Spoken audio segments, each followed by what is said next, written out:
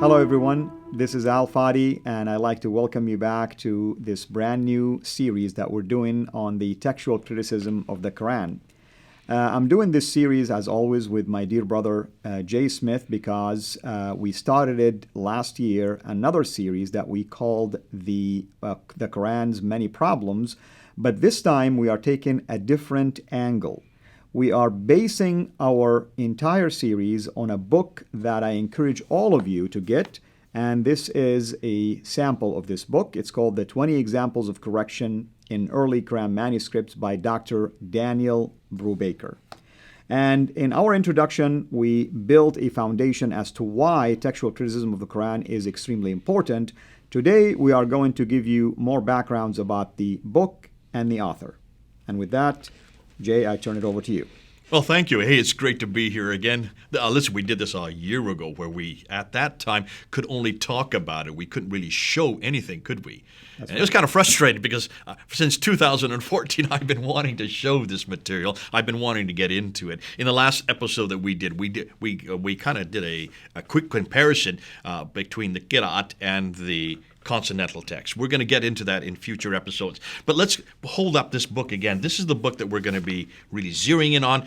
We've been looking at 20 changes. There's actually 21 of them. There's another one that he is adding that's not part of the original 20, and we're going to show you why this extra one has been added in. But we'll get to that.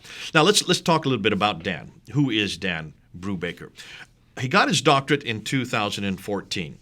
But before that, he has been interested, he's been doing this for years, going and photographing all of these variants as an academic exercise. Variants in the Qur'anic manuscripts, early Qur'anic manuscripts. In the earliest Qur'anic manuscripts. These include the Sana'a manuscript that you're working on, the Topkapi, which is in Sana'a in Yemen. This includes the Topkapi manuscript, which is in Istanbul. This includes the Samarkand manuscript, which is in Tashkent, Uzbekistan. The BNF. Certainly the Husseini manuscript that is in Cairo, the Petropolis manuscript that we talked to BNF. Right. But also, it's fascinating. He wanted to look at these major manuscripts. He went to St. Petersburg and got that manuscript that's in Russia, photographing them. And back in 2014, when he finally did his doctoral thesis and passed it with flying colors, he was hoping to find maybe about 15 manuscript variants. In fact, he told me he started thinking like 7 or 8 would be good. Because all you need is one. That's right. All you need is one to dispel this notion that the Quran is perfect, to dispel this notion that it is eternal, to dispel this notion that it is from the 7th century, and to dispel this notion that it is unchanged. That's the main thing. And I want to clarify, you and I are apologists, and we're talking about it from an apologetic standpoint. But really, if you ask Dan, he's not really, his mission is not to destroy anything. His mission is to study, this phenomenon. Is it really, a book that is complete, doesn't have any changes? And he took that angle, and he was hoping to find one, like you said, then 7, and all of a sudden, we have how much? Well, back in 2014, he had already found 800. Now, let's just back up a minute. Dan is not somebody who goes to the streets and talks about it. That's right. But you and I are. Right. We do this, don't we? And that's why we're bringing it to the forefront. Because we're in a battle that's different than the academics. Now, you might say, okay, I've got a doctorate, therefore I'm an academic. That's true. That's not important, though, because we are polemicists. This is a word that most people don't know and don't understand. The polemics is going on the opposite direction of apologetics. Apologetics is where we defend this book, and anybody that defends the Bible is an apologetic for Christianity. Anybody that defends the person of Jesus Christ is an apologist for Christianity. I'm interested in both apologetics, but I'm also interested in going the other direction, like a football team. You have your offense, you have your defense. Defense is apologetics, offense would be polemics. That's right. In religious circles, when we're talking about Islam and Christianity, someone who defends the Quran as a Muslim would be an apologist of Islam. That would be apologetics. There's thousands of them that do that.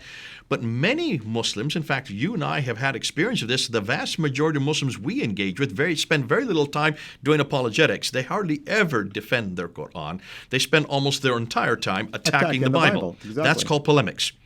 And Muslims are well known for this. And, as far as I'm concerned, God bless them. I get so enthused by them because the Muslims are so clear that everything about the Bible needs to be confronted. God bless them for doing that because they're showing us and giving us an enormous amount of material to defend. And in doing so, they bring in about the perfection of our book.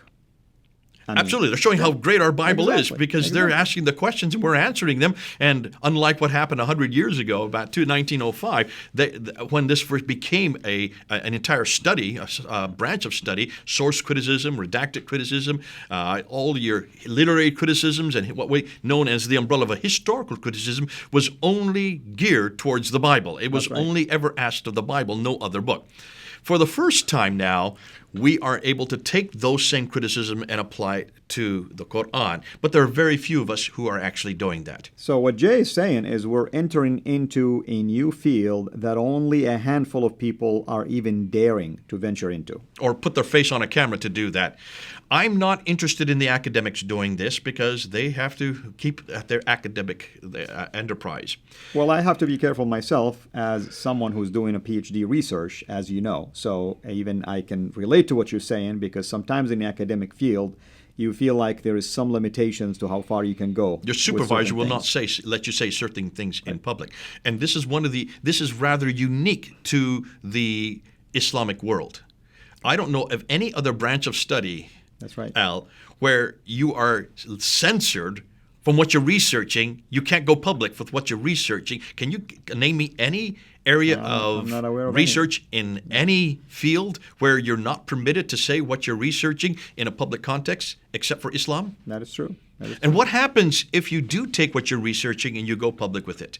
What happens to you as a person, as a scholar? There is all kind of things that can happen. We know of scholars that got threats. I know personally of people that I heard about in the past that were assassinated as a result of this.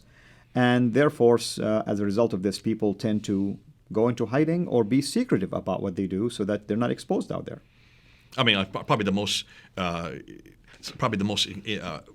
popular example is Salman Rushdie himself. That is when true. He wrote that Satanic Verses.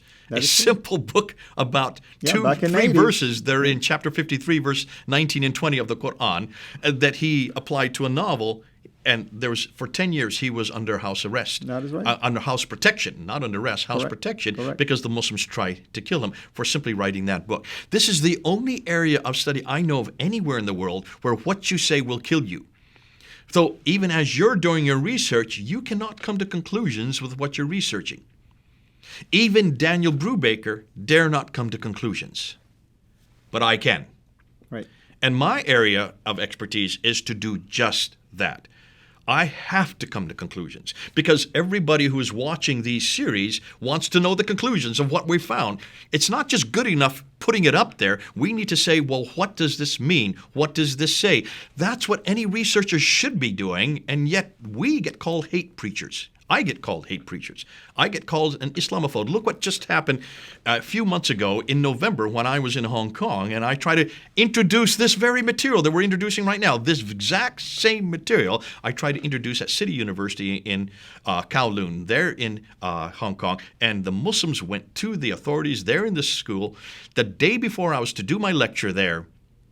Even though this is my part of my doctoral thesis, they said this man is a hate preacher. This is not something that should be introduced here in this study. They wouldn't even introduce this in America, they said. And the authorities there banned me from coming on university and doing my lecture. I had to go to a church next door the very next day. That's twice now the Muslims have done that. This is the only area that I know where Muslims can pretty much get you banned from universities. And the irony about it, we would never do that as a Christian. And let me just mention something about this. When I talk to people about the superiority or the superior attitude of Islam and the superiority of Sharia law, people tell me, oh, we don't have Sharia law here. Do they have Sharia law in Hong Kong? They certainly don't. But who trumped you?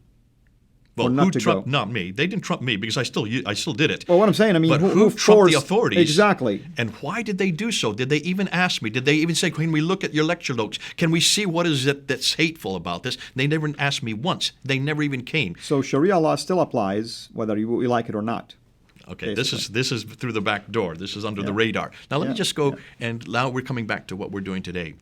If that is the problem that we're dealing with, can you then understand why we have to use YouTube, we have to use videos, we have to use the internet to get this material out to the rest of you? You need to know what the researchers are finding, what the Daniel Brubakers today. And that's one reason why we're really highlighting this book.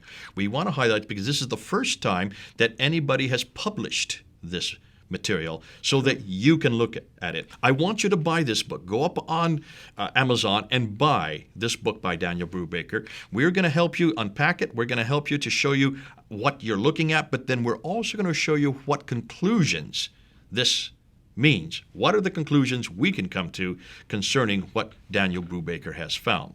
And so this is what's so exciting about what we're doing here is we're giving you cutting-edge information as much as possible because, believe it or not, we probably are the first to even introduce this book to you and are the first to even assess its content. So hopefully you'll find everything that we'll be sharing in this particular series, which is basically this book is the sole focus of this series.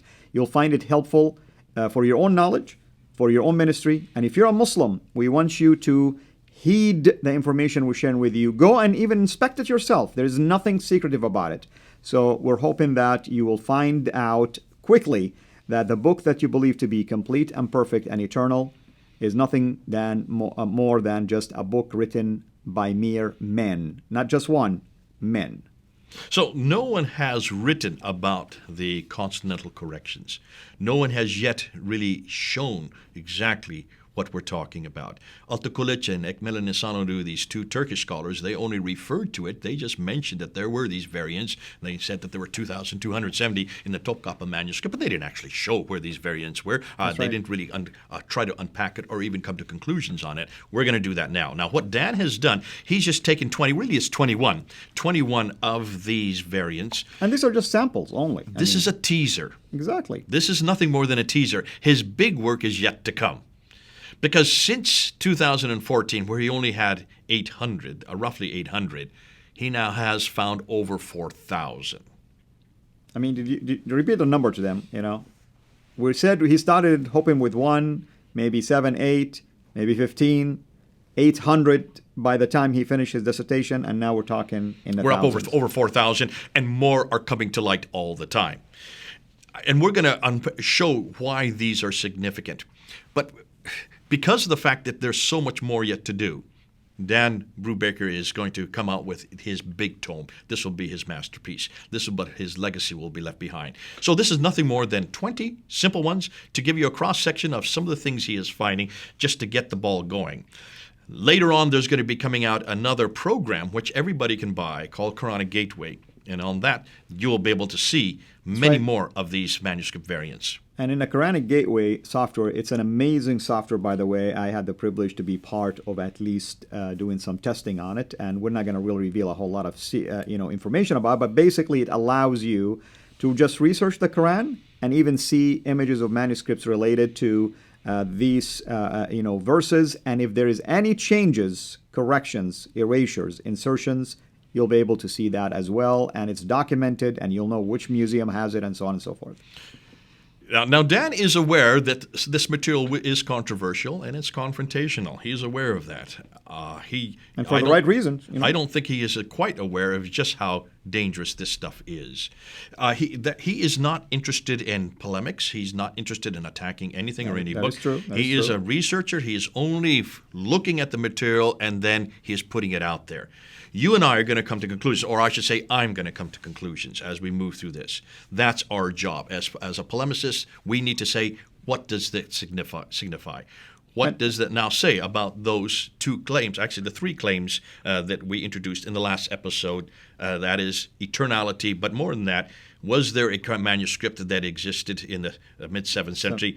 Is it the same as the Quran that we have in our hands today? That's right. And are any of those earliest manuscripts complete? And here is where I am equally interested in this, because I am somebody who grew up, born in Saudi, raised in Saudi, exposed to the Quran, and it's studied it basically. I even went to an Islamic university in Mecca to do my studies in Islamic studies department, and I have access to primary sources of Islam. I read the language of the Quran. I read the primary sources, the commentaries, and other things. So I've always been brought up with this belief that it's a perfect book, has no changes whatsoever, has no corrections whatsoever. So this is, to me, is an important piece, masterpiece, because I want my people now to be aware of this so that they too can make that move towards Christ. We're not promoting a religion, we're promoting a relationship, a restored relationship with our Savior. And I'm hoping that, I'm praying that this type of material will help you cross that bridge. Now, as we go through this, let's just remember, where did Dan have to go? Well, he had to go to quite a few libraries. He had to go to quite a few museums. He had to get permission, personal permission, to actually look at them. He is the first to actually go and create and find these. Well, he didn't find them. He knew the manuscripts were there, but they had to take them out of their glass cases, and he photographed them. It's important that you understand he went physically to every one of these places. That's why it's taken so many years for him to unpack it. Since his doctoral thesis, we're talking about now, we're 5 years later, and he's now up to 4,000. He will continue to do this because people need to do this. Muslims have never done this. Muslims have never seen the need for doing this. Absolutely. So one of the things he did is he looked, and he's saying what we're looking at basically covers 3 areas of study. And I want us to wrap up this episode with that as a teaser, and we will begin the next one with that. Let's go through these 3 areas, and then in the next one we will go right into the concept. So one of the areas of study is paleography. Paleography is a study of the development of the script styles, with the different styles that are used. François de Roche is probably the best known for actually codifying these different styles of script. When we're talking about styles of script, you can see that some of the scripts that we have a slanted part. Some of them are what they call the kufic. Some of them are elongated letters. In every language, the styles of writing change over the centuries, and that's why you can date them by looking at the styles. We've already talked about one dating aspect, and that is the diacritical marks. When the dots were added in the 8th century, they then became, we don't really know when they were exactly canonized. Some people say 9th century, some people say 10th century. When the dhamma, the kasra, and the fatha, the vowelization was introduced, that's all part of what we call paleography.